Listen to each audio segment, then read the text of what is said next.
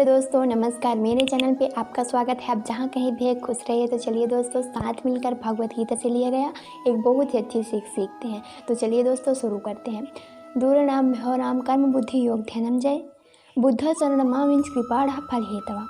इसका अर्थ है, जो कर्म के फल की इच्छा को छोड़कर निष्काम कर्म की योगी होता है, वह पाप पुण्य से दूर हो जाता है, और जो कर्म के फल के लिए काम करता है उसे हमेशा असफल होने का डर होता है, और अगर उसे कर्म का फल मिल भी जाता है तो वह उसी फल में उलझ जाता है। इसीलिए हमें बुद्धि योग के शरण में आना चाहिए। लगन सिर्फ भगवान और काम पे होना चाहिए, जिससे बुद्धि निश्चय से काम कर पाती है। बुद्धि योग के शरण में आने से बिना फल का काम करने वाले लोग इसी दुनिया में पाप पुण्य से मुक्त हो जाते हैं।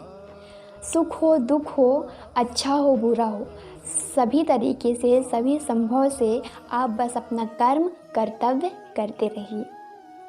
कर्मजम बुद्धि युक्ता ही फलम त्यक्त्वा मनीषिणा जन्म बंध विनिम्र मुक्ता पदम गच्छन्त याम्यहम्।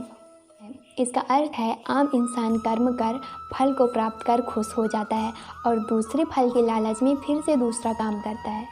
इसमें फल के बारे में सोचना ही प्रधान है। अगर आप किसी काम को कर रहे हैं और आपकी सारी शक्ति, क्षमता, इच्छा सिर्फ उस काम में है और फल को आप भूल गए हो, तो क्या होगा? आपकी सारी ध्यान उस काम पे होगा, आप उस काम पे तरक्की करोगे, आप उस काम पे बेहतर रहोगे। और रही बात फल की, तो आप सोच कर देखें, आप जब इतना काम किए हैं तो फल कहाँ जाएगा?